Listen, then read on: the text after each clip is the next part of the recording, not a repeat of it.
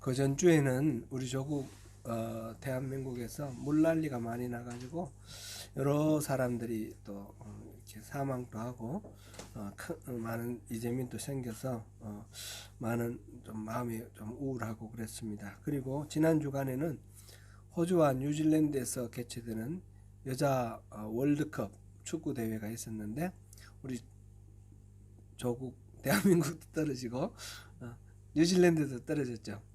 예, 그래서 조금 마음이 좀 올라갔으면 좋겠는데 했었는데 우리 일본은 또 8강까지 올라갔더라고요. 일본은 아주 잘해. 한 번도 안 지고. 그다가 조국에서 열린 잼버리 대회에서 온열 사고가 막 빈발해서 뭐 1000명 이상 이렇게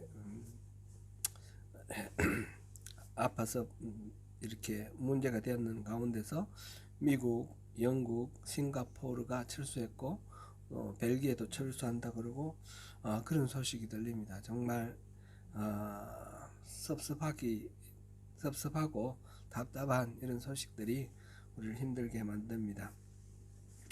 더욱이 저는 제가 많은 책임감을 느끼게 된다 생각되는데 우리 성도님들이 많이 아프셔서 이렇게 힘이 많이 듭니다. 우리 강윤원 권사님 거기다가 또 민혜선 권사님 편찮으신데 강윤원 권사님 또 코비드 양성 나오셨다 그러고 지난주에 또 우리 얘기 들었는데 우리 김광섭 성도님 아드님 둘째 아드님 효준 형제가 또 혈관이 막히고 그래가지고 지금 병원에 아직 병원에 있죠. 예, 맞는 약을 지금 찾지 못해서 계속 이렇게 테스트하고 있는 중이라고 그래요. 아직 젊으니까 또 금방 잘 회복되겠지만 부모님의 입장에서는 또 얼마나 마음 졸이고 아프겠습니까.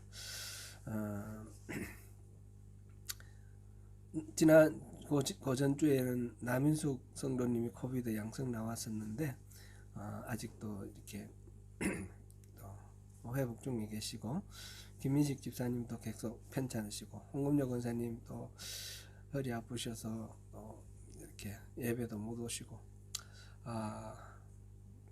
제가 기도를 더 많이 해야 되겠습니다. 그렇죠? 우리 성도님들도 같이 더 많이 기도하면 좋겠습니다.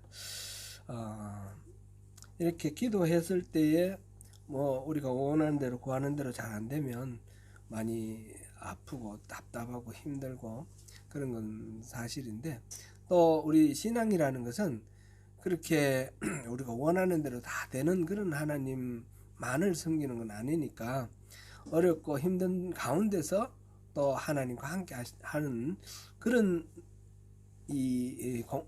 내공이 필요한 것 같아요. 그게 신앙의 성숙이고 파워인 것 같습니다. 그래서 더욱 기도하면서 아플 때 힘들 때 함께 아파하고 함께 힘들어하면서 함께 이 어려움을 극복해 나가는 그런 우리 서민교회 공동체가 되면 좋겠습니다. 여러분들 많이 기도해 주십시오. 이런 어둡고 힘든 그런 뉴스들이 많은 가운데 또 기쁜 소식이 또 하나 있습니다. 한국에서 상온 초전도체를 만들었다는 소식이 뉴스가 되고 있습니다. 초전도체는 전도체는 전기가 흐르는 그런 물질 아닙니까? 초전도체는 저항이 거의 없어 아주 흐름에 아주 원활하다는 거죠. 에너지 손실이 없다라는 거죠. 그런데 이제 초전도체는 그동안에 이제 절대 온도 273도 그 근처에 주로 이렇게 초전도체가 개발되고 했는데 200도 뭐 이 정도까지도 이제 이거를 고온 초전도체라고 이렇게 말할 정도로 아주 낮은 온도에서만 이게 가능했는데 지금 이번에 한국에서 고려대학교 두 교수님이 발표한 이거는 상온에서 일반 대기 일기압에서 상압에서 이 초전도체 이 물질이 구현이 됐다는 것입니다. 만약에 이게 현실화 된다 그러면 우리가 뭐 배터리 같은 거 좀 있으면 뜨거워지고 이런 게 있지 않습니까? 이런 게 전혀 없어지는 거고, 자기 부상 열차 이런 것들도 저항 하나도 없는 그런 게 개발되고, 뭐 전기를 이렇게 운반하기 위해서 전선을 까는데 전선도 필요 없으실지도 모른다, 그런 얘기를 하고 있습니다. 그래서 엄청나게 에너지를 혁신적으로 절약할 수 있는 그런 꿈의 물질, 이거 사실로 이제 검증이 되면 노벨상 수상이 문제가 아니라 새로운 상이 하나 만들어져야 된다, 그렇게 말했습니다. 이 물질이 LK99라고 그랬는데, 이 물질이 개발되면 지금 온 세계가 탄소 이 에너지를 많이 사용해 가지고 이 온 지구가 지금 온난화 현상으로 이렇게 하면서 기후가 이상 기후가 막 이렇게 심해지고 온 세계가 열대지구로 이렇게 바뀌어져 가는 이런 큰 문제가 있는데, 이 물질만 개발되면 이 모든 어려움들이 다 극복이 된다고 합니다. 그러니까 어마어마한 거예요. 이거 보통 일이 아니에요. 그래서 지금 이게 이제 발표가 되고 막 온 세계에 있는 과학자들이 지금 막 검증하고 있는 중이라고 그러는데, 이게 실질적으로 잘 활용될 수 있는 그런 물질이기를 제가 바라고 있습니다. 여러분들도 이거 우리는 이런 잘 모르는 부분이긴 하지만, 이런 꿈의 물질이 개발돼서 지구가 위기에서 벗어나고 우리 조국이 또 이렇게 다시 부강해지면 얼마나 좋겠습니까? 그런 걸 또 생각하시면서 또 한번 같이 기도해 주시면 좋겠습니다.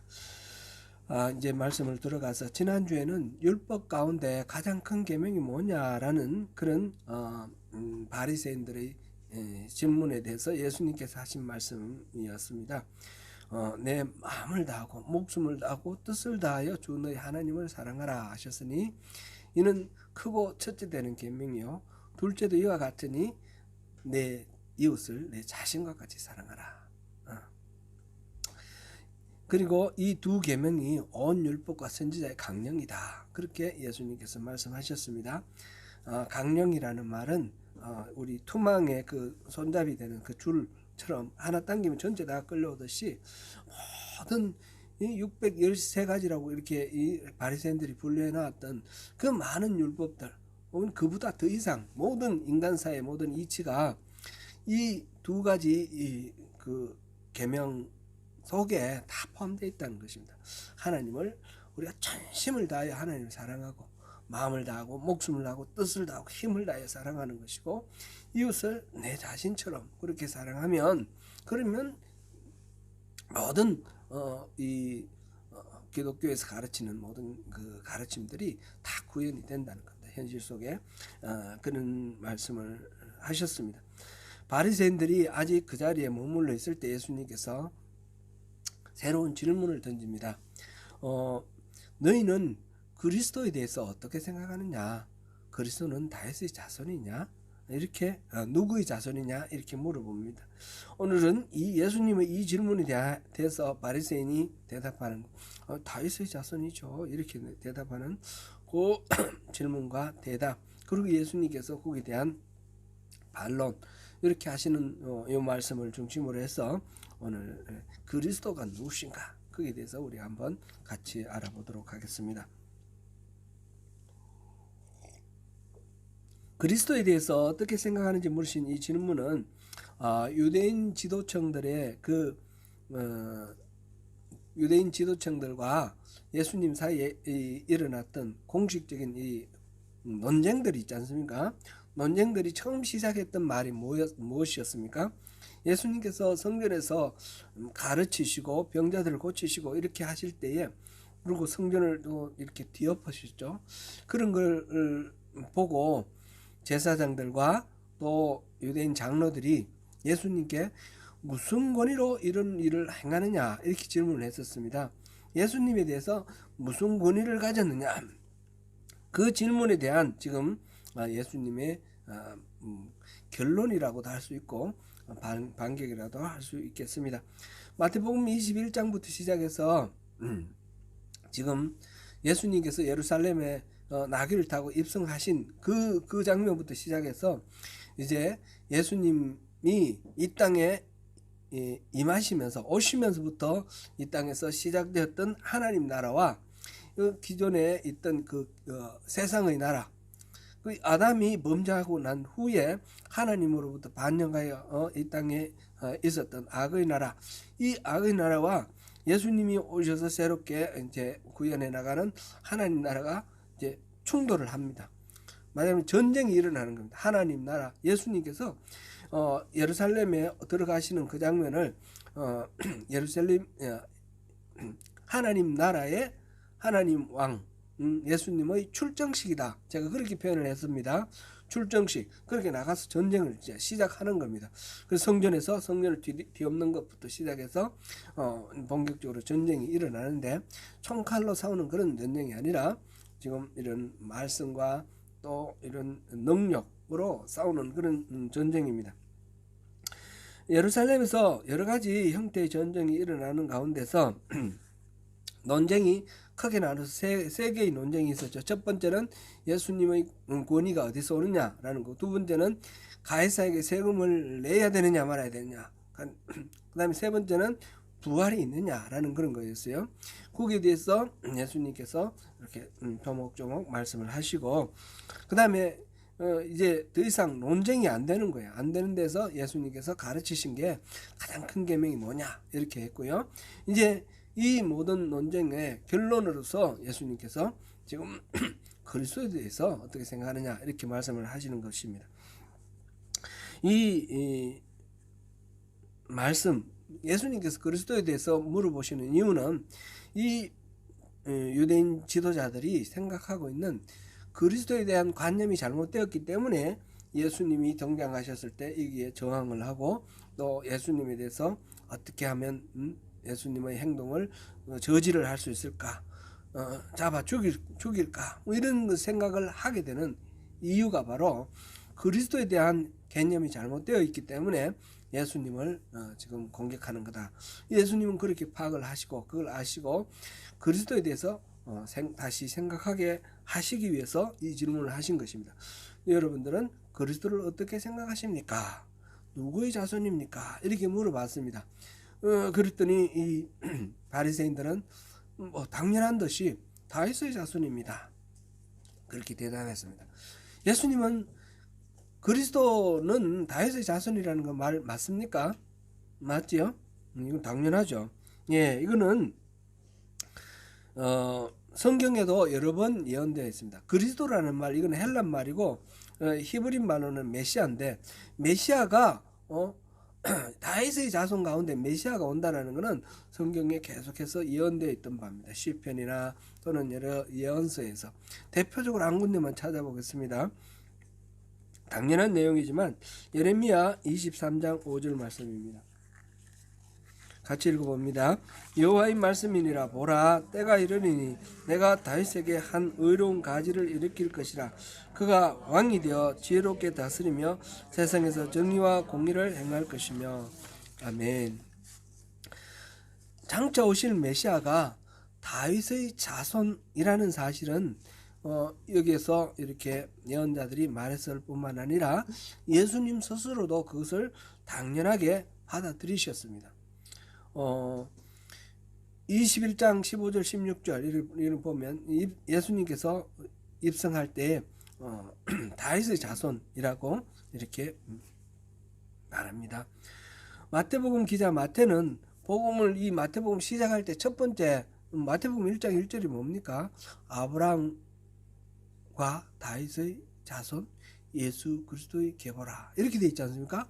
아브라함의 자손이고 다윗의 자손이라고 그렇게 시작했습니다.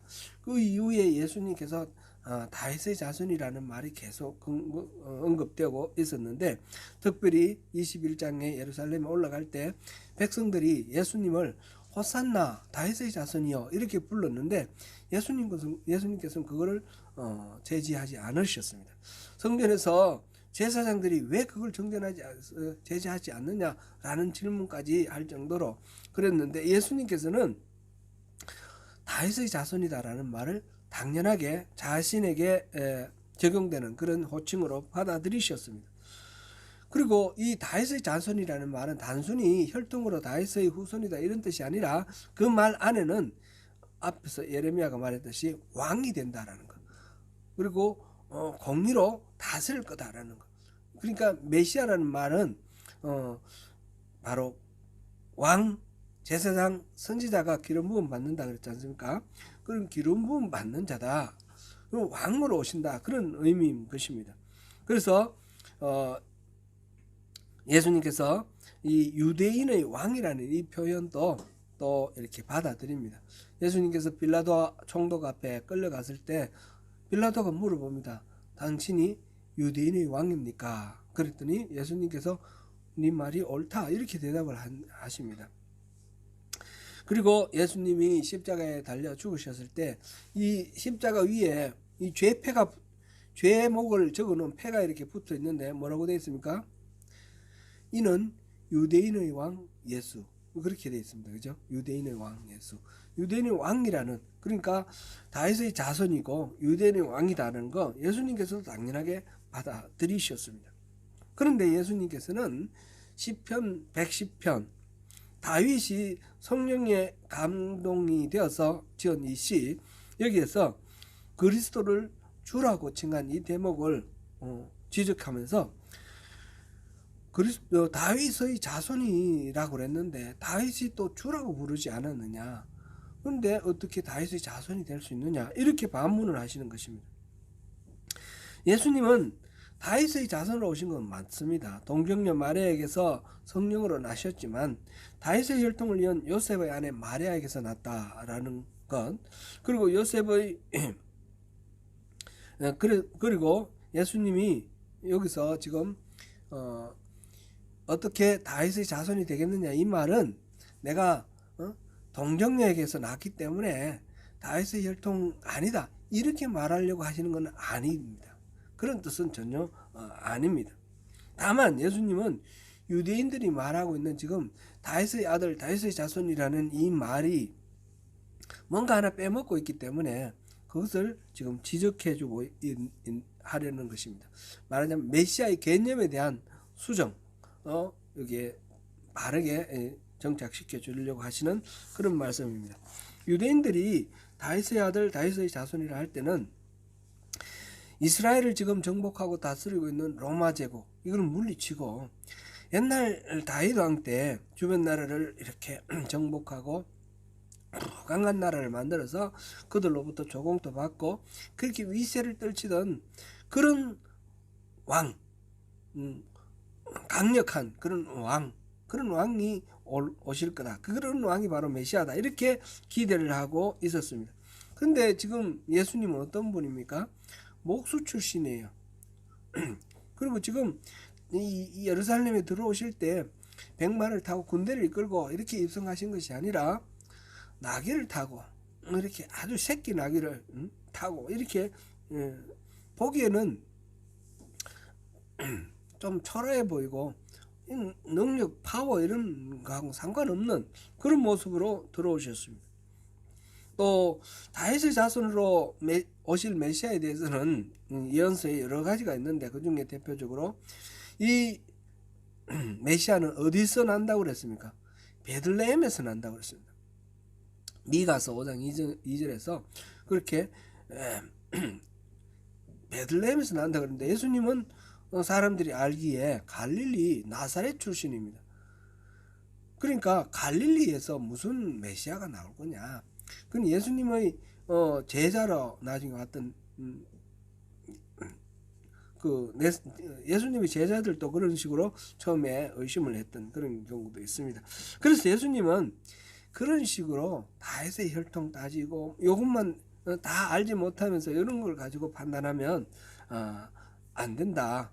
그리스도의 개념은 이것보다 훨씬 더 큰 거다라는 것을 말씀하십니다. 그래서 예수님은 다윗의 선 시편 110편 1절을 인용해서 다윗이 그리스도를 주라고 불렀다는 것을 일깨워줍니다. 이 부분을 다시 한번 읽어보겠습니다. 오늘 보면 44절입니다. 같이 읽습니다. 주께서 내 주께 이르시되 내가 내 원수를 내 발 아래에 둘 때까지 내 우편에 앉아 있으라 하셨도다 하였느니라. 여기에는 주께서 내 주께 이르시되, 주께서 내 주께, 주가 두 번 나옵니다. 그죠? 영어 성경에 보면 the Lord said to my Lord 이렇게 Lord가 두 번 나오는데, 시편 히브리어 원문에서는 앞에 Lord와 뒤에 Lord가 다른 말입니다. 앞에 Lord는 야훼라고 그러고 뒤에 Lord는 주 아드나이 이렇게 되어 있습니다. 저 혹시 그 히브리 글자 한번 띄워봐 주시려면, 여러 개 있는 것 중에 그거 말고 히브리 문자 없었어요? 아, 그림이 없었구나. 앞에는 히브리 글자로 우리가 여호와 그리고 야훼 그러는 그런 글자가 써져 있습니다. 근데 유대인들은 이 이름을 야훼라는 이름을 입에 올릴 수가 없어요. 여호와라는 이름을. 지금도 그래요. 지금도 유대인들은 이 글자가 나오면 야훼라고 안 읽고 아도나이, 주님이라고 했습니다. 그러니까 글자는 다르게 표현되어 있는데 주님께서 주님께 말했다, 이런 식으로 읽는 거예요. 그래서 야훼라는 이름, 여호와의 이름이 야훼다 그러는 거는 지금 유대인들은 아직도 그렇게 부르지 않고 있고, 그래서 기독교에서도 말이 좀 여러 가지 고민이 있습니다. 최근에 한 10년 정도 됐나요? 천주교에서는 그 야훼라는 이름을 안 부르기로 했어요. 그래서 다시 주님이라고 했어요.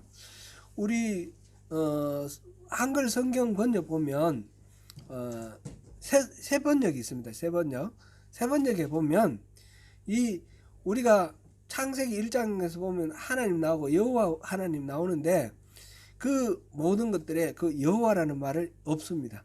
다 주님이라고 이렇게 나옵니다. 그래서 세 번역에서는 여호와라는 이름이 안 나옵니다. 근데 그런 거는 우리 상식적으로 이렇게 알아놓고, 여호와가 맞느냐 야훼가 맞느냐, 요즘은 야훼라는 거를 더 맞다라고 그러는데 그것도 정확히는 알 수가 없습니다. 다만 이제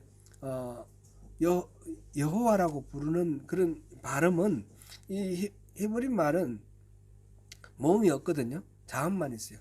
자음만 있는데 그 아도나이라고 부르는 그 모음을 이 야훼 그 밑에다가 갖다 붙여가지고 그래서 여호와라고 읽은 것 뿐입니다.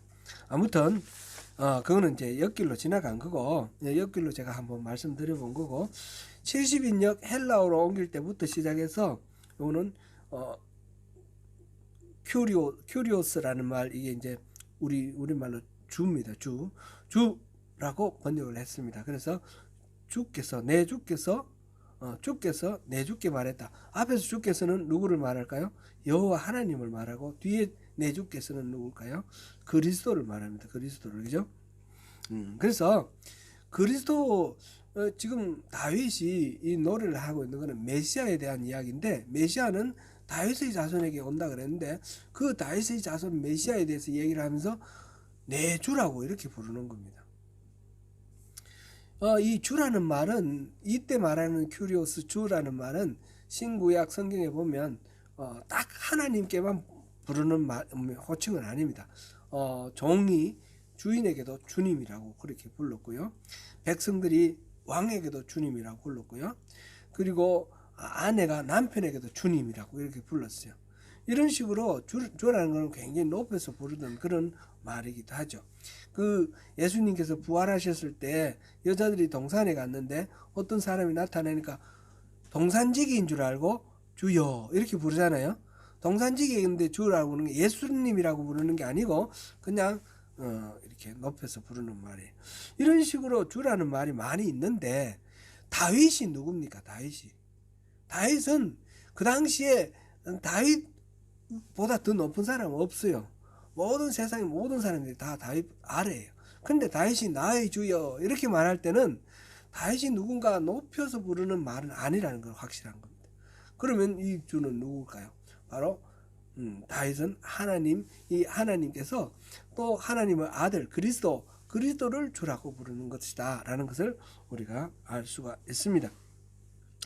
그리스도는 다윗의 후손 가운데 나타날 어떤 강력한 정치 지도자로서 다윗의 영광을 재현할 위대한 왕으로 생각하고 있는 유대인들의 그 관념과는 다르게 다윗까지도 포함해서 세상의 모든 죄인들을 구원하실 구원자로 오실 분이십니다. 예수님은 유대인들에게 그리스도의 개념이 그런 거다, 다르다, 완전히 다르다라는 것을 일깨워주고 계십니다. 유대인들은 예수님에 대해서 다윗의 자손으로 오실 메시아, 위대한 정치적 지도자를 기준으로 해서 예수님을 평가를 해보니까 예수님이 그런 그리스도는 아니라고 보는 거죠.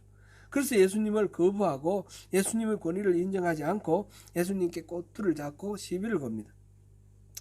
그런데 예수님은 다윗의 자손이라는 이 잣돈만을 가지고 판단할 것이 아니고 이 다윗이 스스로 나의 주라고 불렀던 그 존재, 그러니까 초월적인 신성을 가진 그런 그리스도, 하나님의 아들이라는 뜻입니다.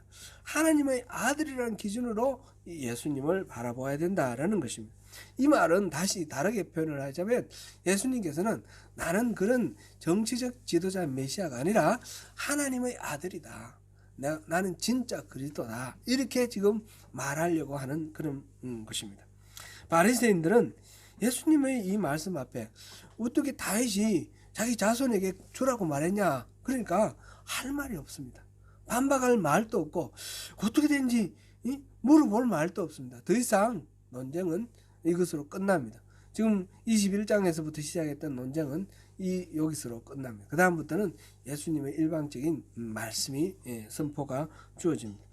결국은 그들은 예수님이 하나님의 아들이다 라고 말씀하신 이것을 문제 삼아서 신성모독죄로 이렇게 걸어서 예수님을 죽이려고 했습니다. 다만 신성모독죄로 죽이는 것은 또 자기 나름대로는 또 한계가 있으니까 로마 제국의 힘을 빌어서 예수님을 죽이기 위해서 예수님에게 유대인의 왕이라는 이 이름이 있지 않습니까? 이거를 갖다 붙여가지고 정치범으로, 반란자로 그렇게 해서 십자가형에 달려 죽도록 그렇게 만들었습니다. 다윗이 노래한 시편 110편에서 주 하나님께서 주 그리스도께 말씀하시기를 내가 내 원수를 너희 발 아래에 둘 때까지 나의 우편에 앉아 있으라, 이렇게 말씀을 하셨습니다. 그리스도의 원수는 누구입니까? 마귀와 그 세력들입니다. 처음부터 거짓말하고 살인하고 이 아담이 선악과를 먹음으로부터 시작해서 이 땅에 그 댐이 터지듯이 밀물처럼 들어와서 이 땅을 뒤덮어버린 이 악의 세력들, 이게 바로 원수인데 예수님께서는 그 원수를 끝내 발 아래 둘 것입니다. 고대 이 나라들에서 전쟁을 치면 이긴 왕이 진나라의 왕의 목을 밟았습니다. 그거를 가지고 지금 표현을 하고 있습니다. 옛날에 우리 조선시대에 인조 왕은 청나라의 홍타이지 앞에서 삼배 고두레라 그러네요. 그렇게 굴복하고 이렇게 항복하는 그런 치욕적인 그런 일이 있었는데, 그런 식으로 이긴 왕은 진 왕의 목을 밟았습니다. 그래서 그 원수의 목을 밟을 때까지, 그때까지는 내 옆에 있으라, 이렇게 지금 말씀하시는 것입니다. 이 마귀들, 예수님께 지금 공격해오는 이 유대인들에게 대해서 마귀의 자식들이다, 그렇게 말씀하셨습니다. 요한복음 8장 44절 같이 읽어보겠습니다. 너희는 너희 아비 마귀에게서 났으니 44절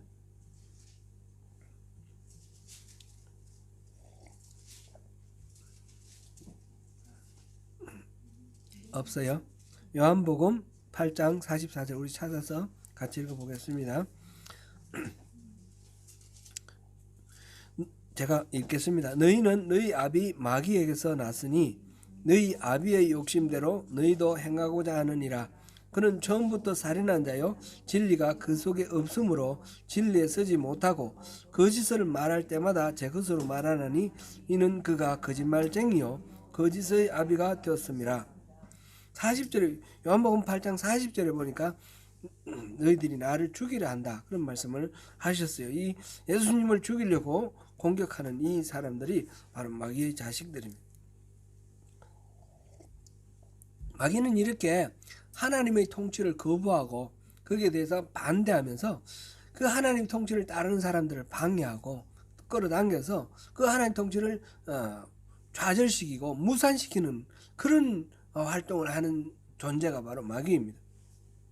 그래서 예수님을 십자가에서 죽게 하셨습니다. 그러면 얼른 보면 이제 이 원수가 예수님을 이긴 것 같습니다. 죽게 했으니까. 그런데 하나님께서는 그 아들을 죽음에서 다시 살려내셨습니다. 예수님께서 이렇게 부활하셨다는 이 사실은 더 이상 죽음으로 예수님을 이렇게 이길 수가 없지 않습니까? 죽음 자체를 이겨버렸습니다.